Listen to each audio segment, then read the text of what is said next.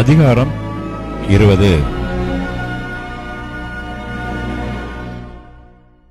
எரேமியா இந்த வார்த்தைகளை தீர்க்க தரிசனமாகச் சொல்லுகிறதை ஆசாரியனான இம்மேருடைய குமாரனும் கர்த்தருடைய ஆலயத்து பிரதான விசாரணை கர்த்தனுமாகிய பஸ்கூர் கேட்டபோது, எரேமியா தீர்க்கதரிசியை பஸ்கூர் அடித்து அவனை கர்த்தருடைய ஆலயத்திலே பென்யமீன் கோத்திரத்தாரைச் சேர்ந்த மேல் வாசலில் இருக்கும் காவலறையிலே போட்டான்.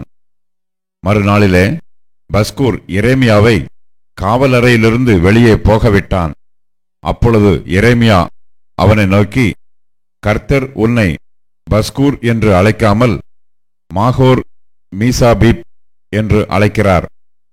மேலும் கர்த்தர், இதோ நான் உன்னையும் உன் எல்லா சிநேகிதரையும் பயத்துக்கு ஒப்புக்கொடுக்கிறேன். உன் கண்கள் காண இவர்கள் சத்துருக்களின் பட்டயத்தால் விழுவார்கள். யூதா அனைத்தையும் நான் பாபிலோன் ராஜாவின் கையில் ஒப்புக்கொடுப்பேன். அவன் அவர்களை சிறைப்பிடித்து சிலரை பாபிலோனுக்கு கொண்டு போய் சிலரை பட்டயத்தால் வெட்டி போடுவான்.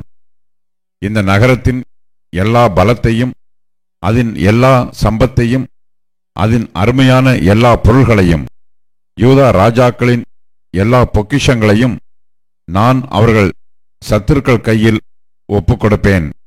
அவர்கள் அவைகளை கொள்ளையிட்டு பாபிலோனுக்கு கொண்டு போவார்கள். பஸ்கூரே, நீயும் உன் வீட்டில் வாசமாயிருக்கிற யாவரும் சிறைப்பட்டு போவீர்கள். நீயும் உன் கள்ள தீர்க்க தரிசனத்துக்கு செவி கொடுத்த உன் சிநேகிதர் யாவரும் பாபிலோனுக்கு போய் அங்கே மரித்து அங்கே அடக்கம் பண்ணப்படுவீர்கள் என்று சொல்லுகிறார் என்றான். கர்த்தாவே, என்னை இணங்க பண்ணினீர். நான் இணங்கினேன். நீர் என்னிலும் பலத்தவராயிருந்து என்னை மேற்கொண்டீர். நாள்தோறும் நகைப்புக்கு இடமானேன். எல்லாரும் என்னை பரிகாசம் பண்ணுகிறார்கள். நான் பேசினது முதற்கொண்டு கதறுகிறேன்.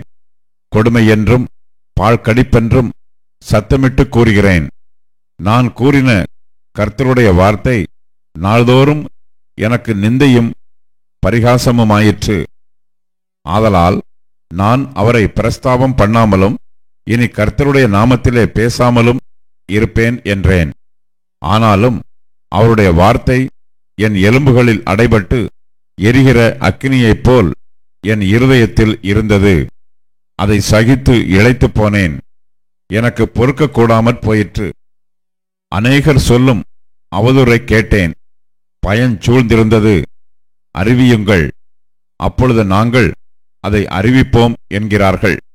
என்னோட சமாதானமாயிருந்த அனைவரும் நான் தவறி விழும்படி காத்திருந்து ஒருவேளை இணங்குவான். அப்பொழுது அவனை மேற்கொண்டு அவனில் குரோதம் தீர்த்து கொள்வோம் என்கிறார்கள். கர்த்தரோ பயங்கரமான பராக்கிரமசாலியாய் என்னோடு இருக்கிறார். ஆகையால் என்னை துன்பப்படுத்துகிறவர்கள் மேற்கொள்ளாமல் இடறுவார்கள். தங்கள் காரியம் வாய்க்காதபடியால் மிகவும் வெட்கப்படுவார்கள். மறக்கப்படாத நித்திய இலச்சை அவர்களுக்கு உண்டாகும். ஆனாலும் நீதிமானை சோதித்தறிந்து உள்ளிந்திரியங்களையும் இருதயத்தையும் பார்க்கிற சேனைகளின் கர்த்தாவே, நீர் அவர்களுக்கு நீதியை சரிக்கட்டுகிறதை காண்பேனாக. என் காரியத்தை உம்மிடத்தில் சாட்டிவிட்டேன். கர்த்தரை பாடுங்கள், கர்த்தரை துதியுங்கள்.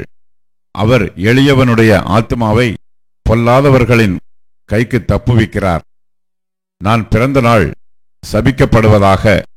என் தாயார் என்னை பெற்ற நாள் ஆசீர்வதிக்கப்படாதிருப்பதாக. உமக்கு ஒரு ஆண்பிள்ளை பிறந்தது என்று என் தகப்பனுக்கு நற்செய்தியாக அறிவித்து அவனை மிகவும் சந்தோஷப்படுத்தின மனுஷன் சபிக்கப்படக்கடவன். அந்த மனுஷன் கர்த்தர் மனம் மாறாமல் கவிழ்த்து போட்ட பட்டணங்களைப் போல் இருந்து காலமே அலறுதலையும் மத்தியான வேளையிலே கூக்குரலையும் கேட்க கடவன். என் தாயார் எனக்கு பிரேத குழியும் நான் என்றைக்கும் பிரசவியாத சூலுமாய் இருக்கத்தக்கதாக கற்பத்திலே நான் கொலை செய்யப்படாமற் போனதென்ன? நான் வருத்தத்தையும் சஞ்சலத்தையும் கண்டு என் நாட்கள் வெட்கமாய் கழியும்படிக்கு நான் கற்பத்திலிருந்து வெளிப்பட்டதென்ன?